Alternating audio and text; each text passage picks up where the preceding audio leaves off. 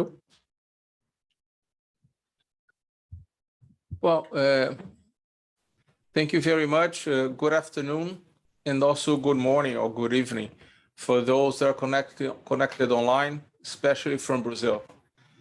It's a pleasure for me to open this working session entitled Towards Sustainable Agriculture Trade. I'd like to greet the other organizers of the session who worked side by side with the Brazilian mission to the WTO, the Brazilian Ministry of Agriculture, Livestock and Supply, the Center for Global Agribusiness at INSPER, a very renowned academic institution in Brazil, and the Brazilian Trade and Investment Promotion Agency, APEX. I would also like to thank Professor Marcos Young, who runs the Center for Global Agribusiness at INSPER. He idealized the session, and as you're already aware of, he'll be our moderator today.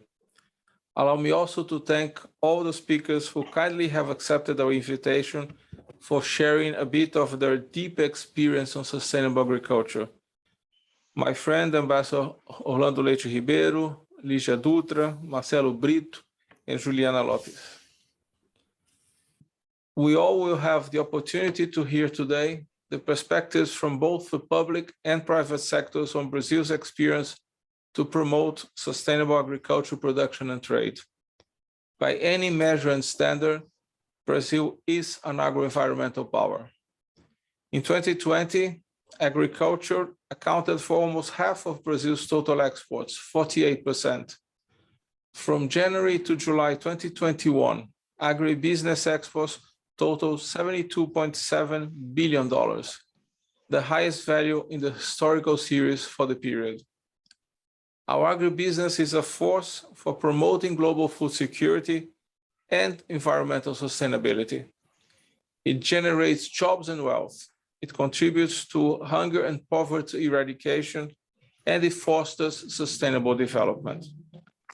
Last week, in the opening speech of this year's UN General Assembly high-level debate in New York, President Jair Bolsonaro emphasized that our modern and sustainable low-carbon agriculture feeds more than 1 billion people in the world and uses only 8% of the national territory.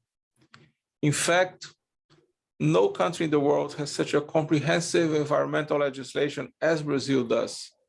Our forest code must set an example for other countries. In the Food Systems Summit also last week, Brazil expressed its firm commitment to build a more productive, inclusive, resilient, and sustainable food system in the context of the 2030 Agenda.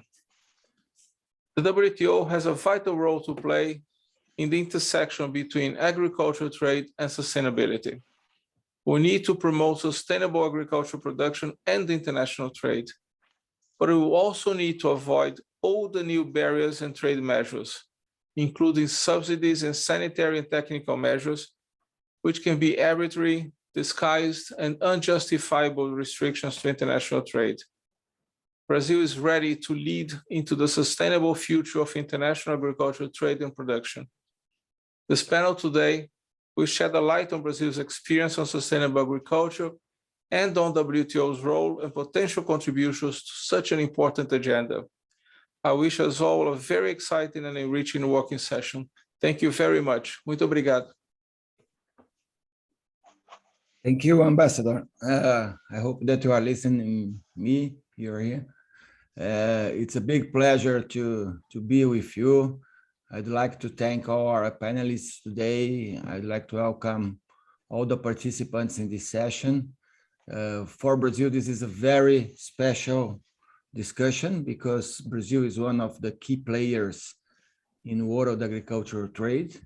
Brazil represents today, ranks today as number 3 in terms of agri-food exports to the world. This year, we are going to export around $120 billion in agri-food products.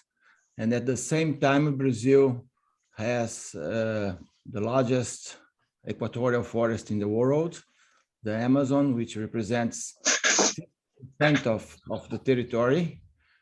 So we have very strong concerns and experiences in exporting agricultural food products to the world. And that's why the rules of the WTO are so important for Brazil in terms of negotiations, in terms of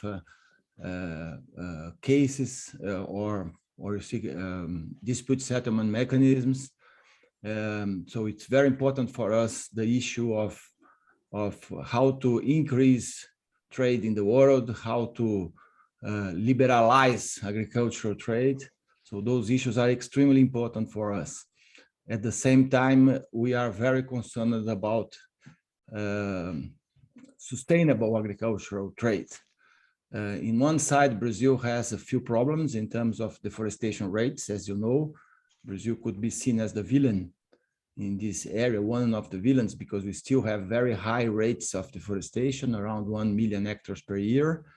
We used to have much more 30 years ago, but it is still a very high level of deforestation. But on the other side, Brazilian agriculture is an example of high productivity, double cropping, no-till techniques, crop livestock integration, renewable energy. Renewable energy represents 50%, almost 50% of Brazilian energy matrix. And part of this renewable energy comes from biofuels, low carbon agriculture, forest code, and many other solutions, I would say, especially in tropical areas. So it's a big pleasure for us at INSPER. INSPER is one of the top schools in Brazil on economics, business, law, and engineering. And since 2019, INSPER also have a Center for Global Agribusiness Studies, which I'm running since then. So for us, it's a big pleasure to have a partnership with the Brazilian Ministry of Agriculture, Livestock and Food Supply, the Brazilian Trade and Investment Promotion Agency, APEX, and the Brazilian mission to the WTO. Here today, we have Ambassador Orlando Ribeiro, the Secretary of Trade and International Relations at the Ministry of Agriculture. He's responsible for international negotiations in the agribusiness sector, trade promotion, and the administration of the Brazilian agricultural attaches worldwide. We also welcome Lígia Dutra, the Director of the International Relations Office at the National Confederation of Agriculture, CNA. And Lígia also worked as an international business specialist at the Brazilian Trade and Investment Promotion Agency, APEX. We also welcome Marcelo Brito, the President of the Brazilian Agribusiness Association, ABAG, and the co-facilitator of the Brazilian Coalition on Climate, Forest, and Agriculture. Marcelo has worked in several areas as commercial director, sustainability director, CEO of leading companies in Brazil, and the former and also he was the former vice president of the RSPO, the Roundtable on Sustainable Palm Oil. And we also have here Juliana Lopes that just joined the panel. Juliana is currently responsible for ESG communications and compliance at AMAGI. AMAGI is one of the top Brazilian agricultural producers here in Brazil, working especially in the state of Mato Grosso. Her team was responsible for some of the company's most important achievements, such as Roundtable on responsible soil certification, the forest footprint disclosure, and many other activities. So it's a big pleasure for us to have all these very qualified panelists here today. So let's start by Ambassador Orlando, and I will ask Ambassador Orlando a question about trade and environment, which is exactly what we are talking today. With accelerating climate change and environmental concerns, we are seeing that those issues, climate change and environmental concerns, are becoming increasingly important in shaping world global value chains in agricultural markets. On the other hand, Ambassador, trade restrictions based on environmental concerns can also be used as a means to advance protectionist interests. So what's the vision of the Brazilian government on sustainable agricultural trade, focusing the interface between agriculture, environment, and trade? And in terms of trade rules, how can we distinguish between legitimate environmental concerns and hidden protectionism. So thank you, Ambassador. You have the first 5-7 minutes to talk about this very important issue, trade and environment in the vision of the Brazilian government. Well, good morning, thank you. Good morning, actually good afternoon and good evening, depending on the time zone from where you are watching us. First of all, I'd like to thank my colleague and friend, Ambassador Alexandre Parola, for his initial remarks, and to salute my fellow panelists, Juliana Lopes, Lígia Dutra, and Marcelo Brito. And of course, I would like to thank Marcos Young for the initiative to organize this panel. In my initial remarks in answering Marcos Young's question, I will share some thoughts on agriculture and its role in fostering a sustainable recovery in the aftermath of the COVID-19 pandemic. 2021 marks the beginning of the effectiveness of the goals of the Paris Agreement and the last decade for achieving the SDGs. In this context, we must foster policies and solutions capable of accelerating the implementation of the 2030 Agenda and catalyzing climate action. Brazil may be one of the few countries in the world capable of responding simultaneously to two great challenges: guaranteeing global food security and conserving the environment. And agriculture shall play a leading role in this process. There is some lingering homework for us to deal with domestically. And even if not directly related to agriculture, the main challenge is, of course, the eradication of illegal deforestation. While the current level on a yearly basis is still far from its peak in 1995 and 2004, Brazil will keep fighting the increase in deforestation we have witnessed in the last couple of years.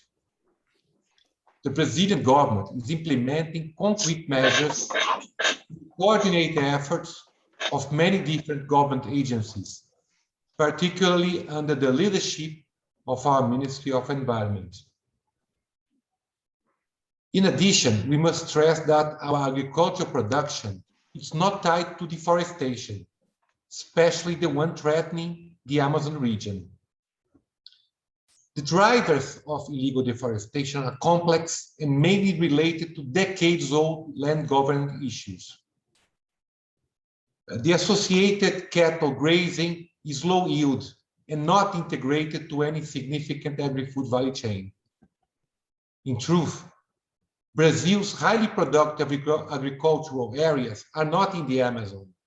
As we have steadily relied on science and innovation, most of our increase in output over the last 4 decades was due to massive productivity gains and not to area expansion.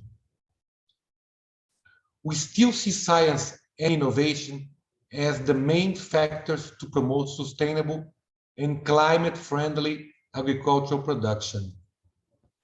Many of the practices in Brazilian agriculture are consolidated under the Low Carbon Emission Plan, or as we call the ABC Plan, which has already mitigated between 100 and 150 million tons of equivalent CO2 since 2010.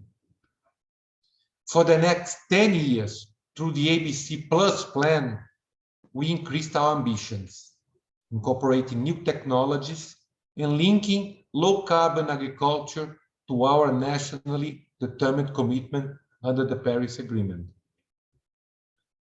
This demonstrates the confidence we have in the role of agriculture, not just a source of food security, but also as a part of the solution to fight climate change. As important as the internal issues of single out are, we cannot turn a blind eye to another important obstacle to sustainable development. And this obstacle is the persistence of protectionist policies in many countries.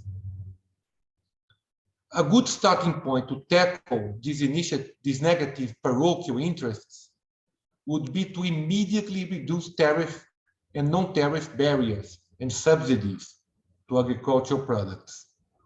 Protectionist measures undermine competitive advantage, distort markets, and harm efficient producers, therefore directly threatening agricultural resilience, food security, and environmental conservation.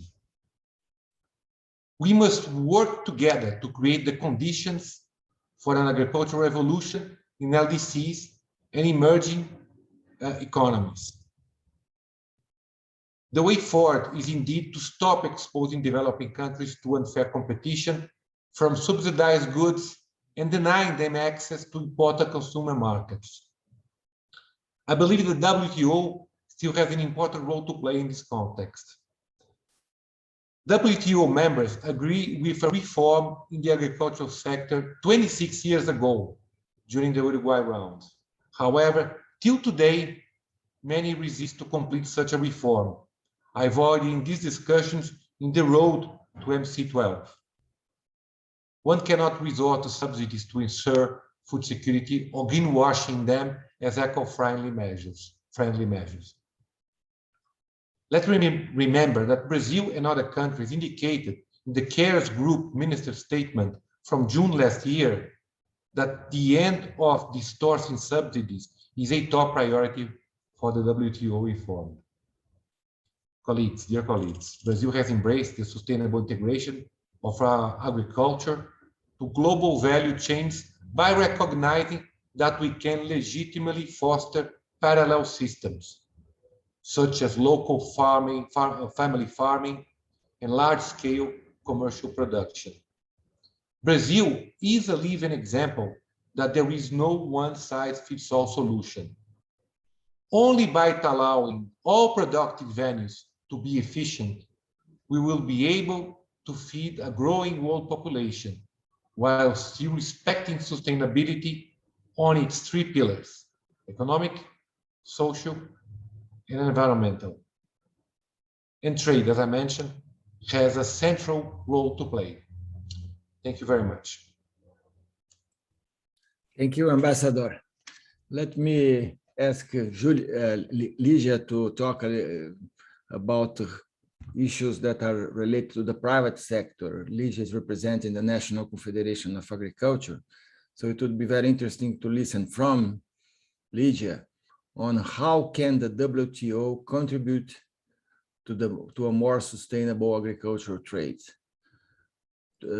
Environment is a new issue at the WTO. In the Uruguay round, we had disciplines on subsidies, especially export subsidies, some disciplines on domestic support, on market access. But now we are seeing this new agenda of environmental concerns and climate change. So, Ligia, how can the WTO work in this area?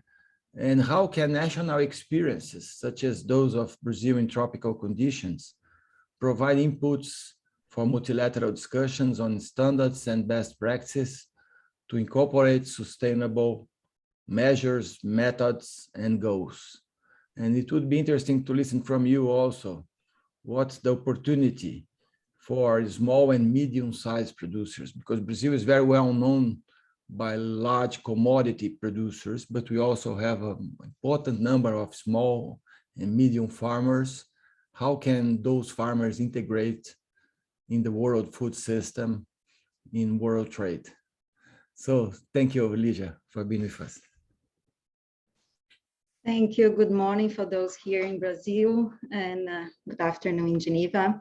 It is an honor to have the opportunity to discuss about Brazilian sustainable agriculture at the public forum of the WTO with Ambassador Orlando, Marcelo Brito, and Juliana Lopes. I would like to thank Ambassador Parola and Professor Marcos Young for the invitation. And I think it's a very interesting panel to be. And well, when the WTO was created in 1994, Brazil exported $20 billion in agricultural products. This year, until August, we have shipped $84 billion in agriculture product exports. Agriculture was always important to Brazil's economy, but never as important as today. Brazil example is highly representative of how much the international agricultural trade has increased since the entry in force of the Agreement on Agriculture. The creation of the WTO represented a vital effort to level the playing field for international trade. However, as things have changed since then, in order to keep pace with new challenges that are profoundly impacting farmers and consumers worldwide, it's necessary that WTO members to be transparent and ambitious in their efforts to eliminate all forms of non-tariff barriers to agricultural trade. In this context, the WTO must enact reforms to eliminate an old and persistent problem, agriculture subsidies. I want to share with you some information about the last OECD report called Agriculture Policy Monitoring and Evaluation. They showed some interesting figures about subsidies and domestic policies, support policies across 54 countries, and they say between 2018 and 2020, these countries generated 720 billion per year in transfers to agriculture, twice the level observed in 2000 to 2002. This impressive figure shows that domestic support policies remain at the center of any discussion regarding agricultural products trade. And the fact that no progress has been made in 26 years since the WTO was founded seriously undermines the organization's credibility. For Brazilian farmers, the most valuable outcome possible for MC12 is in agriculture, of course, to reduce distortive domestic support. Therefore, we were frustrated to hear from the chair of the Agriculture Committee that a substantive outcome at MC12 in which members would agree on concrete modalities for the reduction of trade distorting domestic support appears to be out of the reach. And we believe that this task is getting further complicated, considering the increasingly complex nature of agriculture policies, especially when domestic support addresses to non-trade concerns, such as environmental protection. Countries are using environmental protection as an excuse to provide a more significant amount of subsidies to farmers. In contrast, the gains for the environment are not clear, considering the lack of measurement, transparency, and accountability. In addition, there is a problem with the plethora of forums embracing negotiations that affect at the same time agriculture, environment, and trade. Considering only this year will be held the WTO Ministerial Conference, the UN Food Summit, and the COP in Glasgow. Will all these conferences properly raise the issue of trade and sustainability? The Cairns Group farm leaders recently sent a letter to Mr. Antonio Gutierrez regarding the UN Food Summit to defend some principles promoted by the group. In this respect, farmers emphasize the state members' commitment to agricultural reforms in the context of the WTO. Moreover, they highlighted that domestic and international efforts on sustainability and climate action have to be science-based and shall not unnecessarily hinder the role international trade in agriculture plays in assuring global food security. It can be uneasy to have many international organizations discussing related issues in separate ways. It triggers disbelief in multilateral organization and pushes countries to unilateral actions. In this sense, to meet environmental demands from taxpayers, many countries started to include greening conditions in their domestic support policies for agriculture spending. The WTO rules allow countries to provide agricultural subsidies for environmental protection. Nevertheless, we don't see the same effort being made to fulfill the gap between what is targeted by the domestic support policy and the outcome for the environment. Having an index to measure and provide reliable environmental information is a big but necessary challenge for government and for the private sector. One good example of this difficulty is the EU Common Agriculture Policy. From 2014 to 2020, more than 100 billion euros from the CAP were earmarked to reduce farming emissions to tackle climate change. However, this year, the European Court of Auditors issued a report stating that the EU agriculture spending has not made farming more climate friendly in Europe. In other words, they just spend billions from taxpayers and fail to meet the policy goal. So if I may, I just want to read one paragraph of this mentioned report. Emissions from chemical fertilizers and manure, which account for almost a third of agriculture emissions, increased between 2010 and 2018. The CAP has supported practices that may reduce the use of fertilizers such as organic farming and cultivating grain legumes. However, these practices have an unclear impact on greenhouse gas emissions, according to the auditors. Instead, practices that are demonstrably more effective, such as precision farming methods that match fertilizers application to crop needs, received little funding. This paragraph shows the complexity of sustainability in agriculture and the urgency of a science-based approach, even for granting subsidies. In the context of the discussion about agricultural trade, sustainable agricultural trade, it's also important to recognize that food systems around the world are facing a gigantic challenge to deliver safe food for a growing population, to be environmentally sustainable, to provide better livelihood for rural people with fair distribution of profits throughout the value chain. Thus, trade agreements should be negotiated as a tool to help overcome these challenges, rather than being a way to restrain competitiveness of commercial partners or increase market access barriers. If we want a more sustainable agricultural trade, ensuring food security and fair profit distributions, there is a clear pathway to WTO members to follow. Commit yourselves to ambitious and fair agreement on agriculture and stop greenwashing domestic support policies. I think that's the main message that Brazilian farmers would like to send today. We need reform and we need advancements in this agriculture negotiations. Thank you, Marcos. Thank you, Alicia. This is a very important point because we see so much progress in terms of climate change and also environmental concerns in the world, but still agricultural trade lacks a lot of rules that could avoid hidden protectionism and also a better food system in terms of trade. So let me move to Marcelo Brito, and I will ask Marcelo, as the president of ABAG, the Brazilian Agribusiness Association, to talk about what the private sector is doing and what kind of multilateral rules do we need. In recent years, Brazil has faced implementation problems of public environmental regulation, Marcelo. And in the vacuum, the private sector actors have sought to improve their sustainability performance in order to avoid global market risks.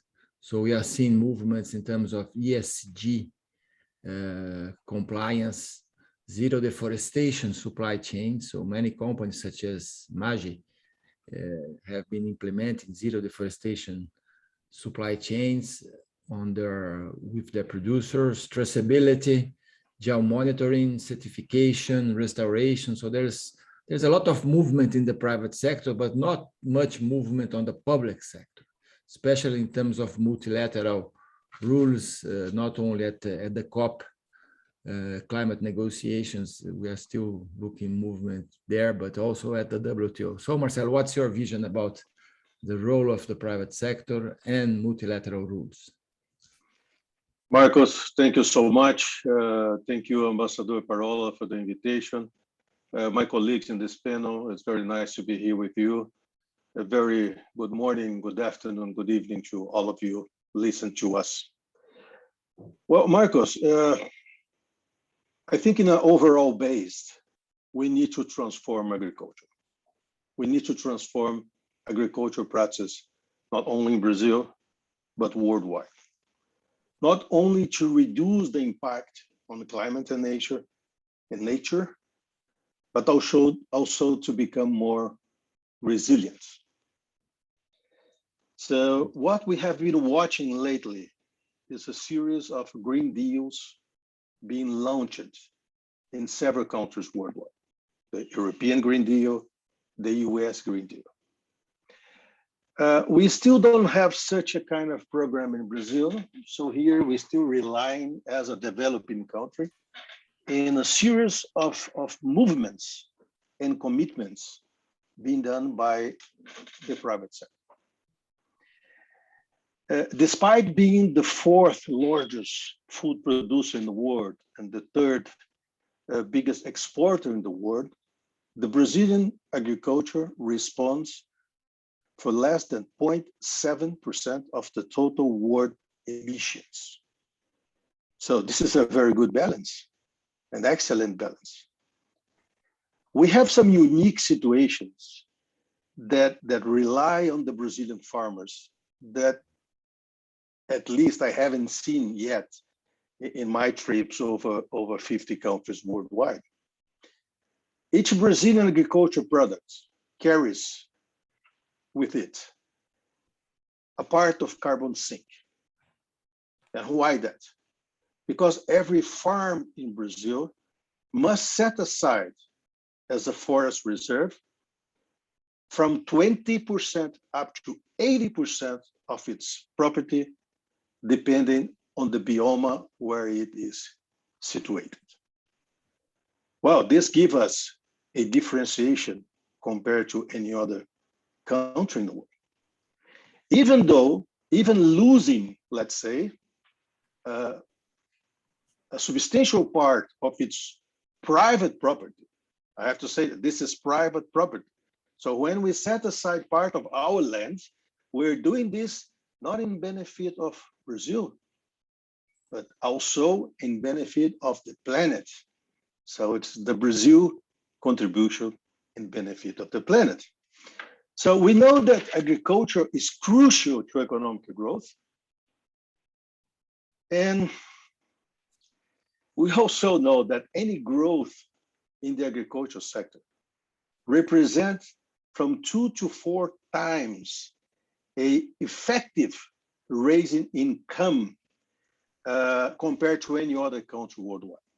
So agriculture is crucial for every developing country worldwide.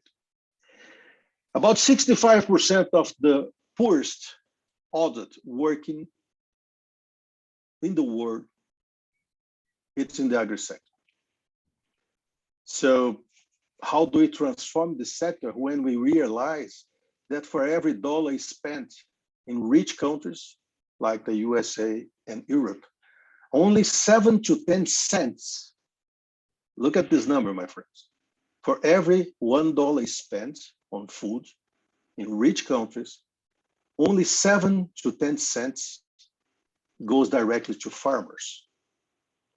In developing countries like Brazil, Latin America, Africa, Asia, it's even less than that. Even less than that. But we want that farmers provide us sustainable transformation on the ground. So to be fair, if we want to see those transformations on the ground, we need to give the farmers the proper conditions to invest in sustainable food practices. We need to work with them to understand the reality on the ground. We need to face the challenges. We need to finance them. We need to give them the conditions for the transition. We need a transition toward net zero, nature positive, and equitable food systems. The solutions are already here. Regenerative agriculture, forest system, no tillage, low carbon agriculture, everything that precision agriculture can give to you. And Brazil is a leader in most of that, in most of these technologies. But we do have a challenge among us. We do have a huge challenge in our country. About 70% of our properties, rural properties, are smallholders. They own between 1 to 50 hectares, which means that for those guys, the access to the high level of technology, innovation, and all the burden that the current ESG system puts on top of production nowadays is taking those guys out of the field. Remember that 65% of the worldwide food production relies on small agriculture. So whenever we see the Green Deal being discussed worldwide, we're talking about raising the bar, but we are forgetting to discuss how to raise the floor. And this is how we can become more fair. So my colleagues already talked about the subsidies. Now I'm talking about how the world expects to transform the transition in the food production, helping to raise the floor in order to enable the floor to meet the bar of the consuming necessities that the rich countries, and more than that, the climate change challenges are putting us to face. We have everything to transform production. We have everything to transform the world. We are lacking fairness. This is what we're lacking. Fairness between countries. It's not necessary only to transform or put the transition on the Brazilian agriculture or the Mexican agriculture or the French agriculture. It's more than necessary how fairness in trading will put this together in order to once for all eliminate the hunger that exists in the world. As a famous ex-minister in Brazil says, with poverty, we cannot solve peace. With misery and hunger, we cannot solve the undeveloped problems that we face nowadays in most of the countries. So I welcome people from the world, come to see our agriculture, come to see how we are doing. We're not saying that we don't have problems. The Ambassador Orlando already said, Marcos already said, we have to face some domestic issues that rely on us Brazilians to solve that. But please, look what we are doing in the agriculture, because Brazil is not only one of the leaders of today, but will be responsible for a big portion of the food supply in the world in the coming years. Thank you so much. Thank you, Marcelo. I love your phrase about raising the floor to raise the bar. I think you are absolutely right, because countries are working on raising the bars, but the floor is still very low, especially in developing countries. So I believe that we should work on both sides. Let me move to Juliana Lopes. Juliana, you could tell us a little bit about Amage. It's a very large company that has been moving to sustainability. And tell us about your experience in the construction of sustainability concerns and projects in the company, but also the issue of zero deforestation supply chains. And it would be also very interesting to listen from you. How can we compare Brazil to other countries in commodities like soy, corn, cotton, you see? Because I really believe that people have no idea about what tropical conditions can do in terms of sustainable production and sustainable trade. So tell us about your experience in Amage. Thank you, Marcos. It's very good to be here. It's a pleasure to be here. And I would like to explain how Amage does operate. We are a large agriculture business company. We do have our own production operations, but we are also a trading company. So every time I'm going to tell about our own production, it's in our own farms, but the trading system that we have has about 5,000 producers every year, and it's responsible for 94% of the volume of soy and corn that we commercialize. So our own agriculture is responsible for 6% of the total. So what we establish as a company is that every time that we are going to do something new, an innovative thing, we try first in our own farms. If it works, then it's the time to take to the producers. So we are kind of a pilot program for our trading system. I think it's very important first to have some data, especially if you look into agriculture production. We have a lot of discussions about the Amazon biome, the Cerrado biome, but just to give an overview, if you look into the soy production on the Amazon biome in Brazil, it's responsible for 1.29% of the total area.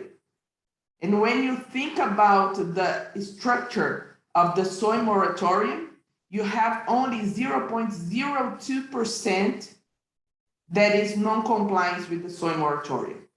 And we have facing this 1.27%, almost 4 times on production and productivity in the area that we produce over the last 40 years. When you look into this picture, we could say that deforestation is not an issue for the soy because you have a lower percentage on impact. But you do have a whole system that really connects the jurisdiction. So that's why, as a trading company, we decided to work with our supply chain to guarantee that there is no deforestation, not only in our supply chain, but try to work with government, with NGOs together to have a pact that really avoid new deforestation. We have launched our new commitments on having a full monitoring process of our soy and corn.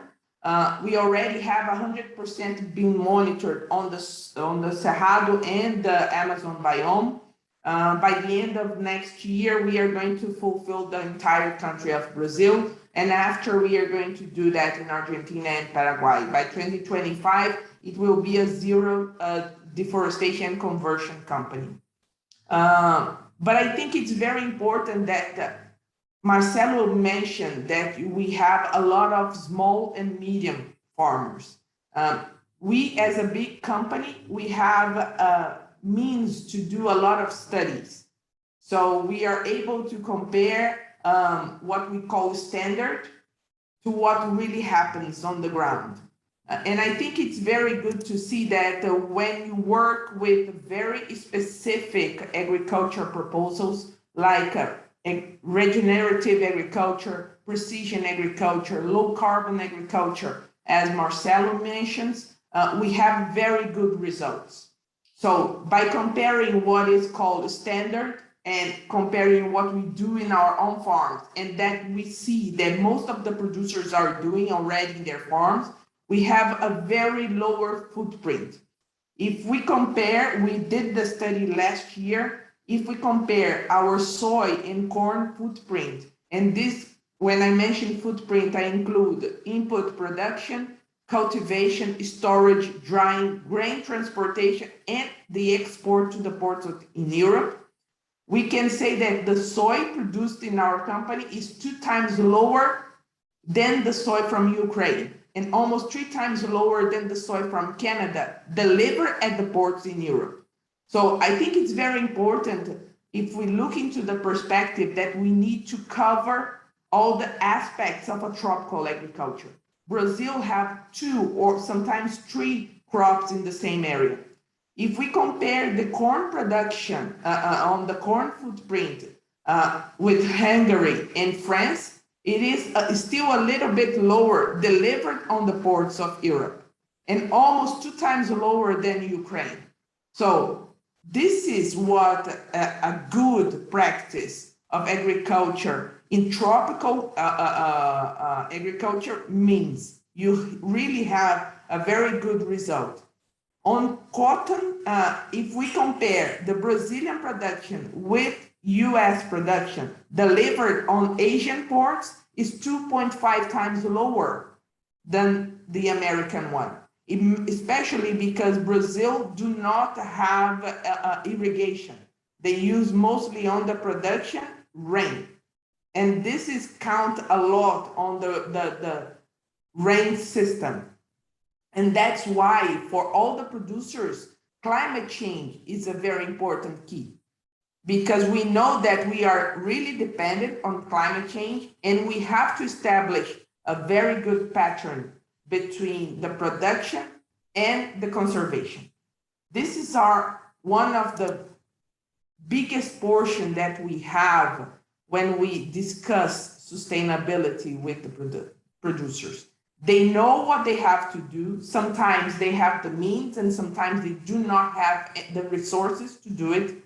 But they feel at the same time that they are not being recognized about what they are doing. Just to give you an overview, we have about 240,000 hectares in our area. Almost 140, it's protected areas. 48% of our area is from native vegetation and is protected by the company. And this happens in most of our suppliers when they have 30, 35%, even 50% of their areas protected, sometimes even bigger than the legal reserve that is established by the legislation. And you do not have payment for environmental service from this protection. So I think it's good to start a balance that it's a carbon stock that we have. It's beyond legality. And even when we talk about legality, you don't have a lot of countries that goes to the producer and say that you have to protect that. This is your cost. So when you establish that the protection is on the cost of the producer, you should use that also as a receipt for the producer. I think it's time, so if you have any doubts, then I'll be glad to answer. Okay, thank you, Juliana. Very interesting case, and I see a lot of movement in private companies here in Brazil, and I think Amage is one of the leaders. But because we just have 10 minutes, let me ask you one question to everybody, because you don't have much time and you have 2 minutes each to answer. So what kind of trade rules, what should be improved in the trade system to include environmental concerns, climate change concerns, in a way that we are not blocking trade, in a way that we are really promoting the changes, raising the bar, raising the floor, as Marcelo said. So what do you recommend? Ligia could talk about small farmers, about farm to fork very quickly, but also Marcelo about this dialogue on the civil society that's happening today. Ambassador Orlando could talk about what kind of trade rules exactly we are talking here in terms of new rules that we don't know before, correct? Because before it was market access only, but now we are talking about environment concerns. So what's your recommendation to the WTO in terms of what should be improved? Perhaps we could start by Ligia, and then we move to Marcelo, Juliana, and Ambassador to finish. Ligia, very quickly, 2 minutes. Okay, well, you mentioned farm to fork, and I think it's really important to talk a little bit about this, because it's a relevant issue concerning agriculture and sustainability. According to the farm to fork, it's coming from the European Union. And according to the European Commission, the farm to fork strategy goal is to reduce environmental and climate footprint of the EU food system and strengthen its resilience. But I think it's important to talk about that because last year, the USDA, the Department of Agriculture from the United States, released a study that examines 3 adoption scenarios for this strategy. If only the EU adopt a medium scenario where it's adopted by some countries and includes some explicit EU trade restriction against non-adopters and global adoption. And the findings of the USDA study are at least to worry about, because it suggests that this strategy that targets in 10 years to reduce the use of land, antimicrobials, fertilizers, and pesticides. Would also lead to a reduction in EU agriculture production, and could reduce also its competitiveness in domestic and export markets. So if this strategy is adopted beyond the EU, those impacts would also expand with a consequence for farmers everywhere. And also it could increase food security. Actually, the study says that in the case of a global adoption, agriculture would decline in 11%.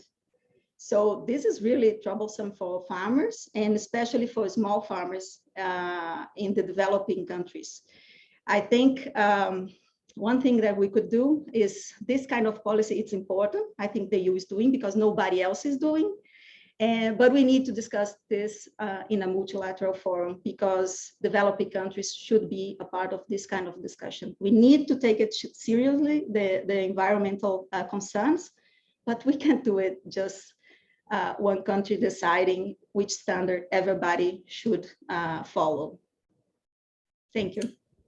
Thank you, Alicia. Very good. Marcelo, this is a public forum for trade, correct? And in a little more than a month, we are going to have a public forum for environment and climate change, correct? In Glasgow. So how the civil society can improve those rules? What kind of rules you believe that should be constructed multilaterally?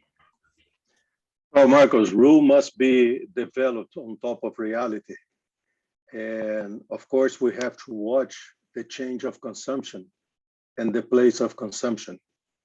We will watch in the coming decade, in the coming 10 to 15 years, a change from the main consumption worldwide, moving from the middle class in the rich countries, Western rich countries, to Asia. So in 2030, Asia will be responsible for about 60% of the total middle class consumption worldwide. So how would this affect production and consumption of food worldwide?